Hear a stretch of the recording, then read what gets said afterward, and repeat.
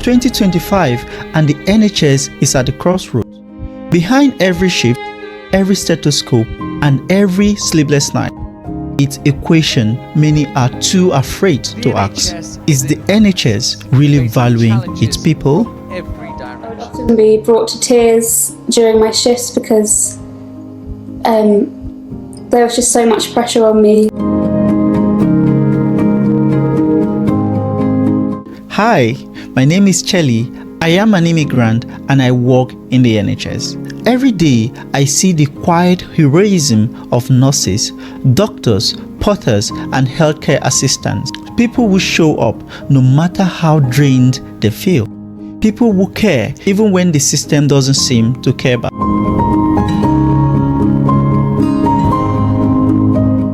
I have walked the wards at night. I have seen colleagues break down in silence, not because they lost a patient, but because their pay could not cover their rent. That's why I'm telling this story, not as a journalist, not as a politician, but as someone who is living it. The NHS pay structure is built on a system called Agenda for Change, or AFC. It bans healthcare workers from Band 1 to Band 9 based on skills, experience, and responsibility. But doctors and dentists, many of them fall outside this pay structure. They are unbanded, and that is where the controversy begins. Earlier in 2025, the government announced a new NHS pay proposal. The government is facing the prospect of further public sector strikes after it announced above-inflation pay rises for some workers. Doctors and teachers in England will receive a 4% increase. Other NHS workers in England, such as nurses and midwives, will get 3.6%. And armed forces across the UK will be giving a 4.5% pay rise. Unions will put the proposals to its members, but nurses are already angry that doctors have been given a bigger rise, and schools say it means they'll have to cut spending on pupils. 3.6% increase for AFC workers, 4% for doctors and dentists, £750 consolidated payment for junior doctors. On paper, it looked like progress. In reality, many call it insulting. The British Medical Association called it woefully inadequate.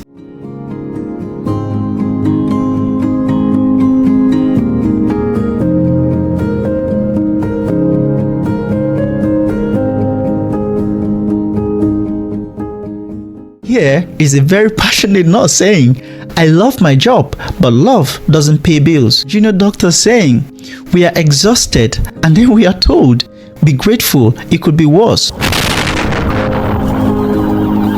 Wait, this is not how respect works. We show up, we serve, but too often we are surviving. NHS strikes have become more frequent. Junior doctors, nurses, ambulance crews.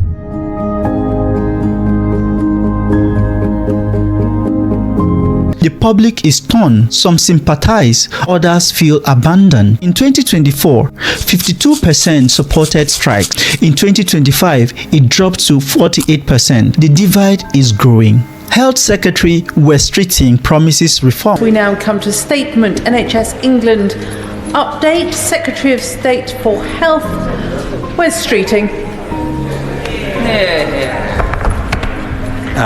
Thank you, Madam Deputy Speaker. With permission, I'd like to make a statement on the future of NHS England. Since coming into office, this government has made big strides in fixing our broken NHS. Under the Conservatives, the NHS suffered years of industrial action, costing taxpayers billions and costing patients more than 1 million cancelled operations and appointments. Short-term, modest pay rise, retention bonuses, emergency targets. Long-term, digital innovation, workforce planning, AI assistant care. But what is missing? A human solution for a human burnout. Managers want sustainability. Staff want dignity. The public wants a service that doesn't collapse. The question is, can all three coexist? This isn't just about money.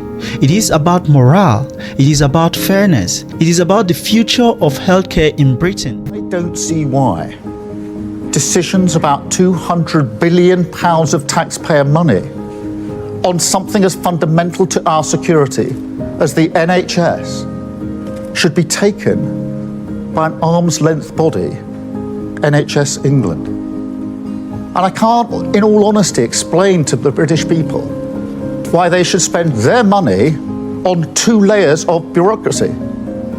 That money could and should be spent on nurses, doctors, operation, GP appointments. So today I can announce we're going to cut bureaucracy across the state, focus government on the priorities of working people, shift money to the front line. So I'm bringing management of the NHS back into democratic control by abolishing the arm's length body NHS England. To my fellow NHS workers, your worth is not in numbers. To the public, your trust fuel us. To the government, fair pay isn't generosity, it is justice. It's not just a slogan, it is a survival plan. Thank you for watching. Check out our next video.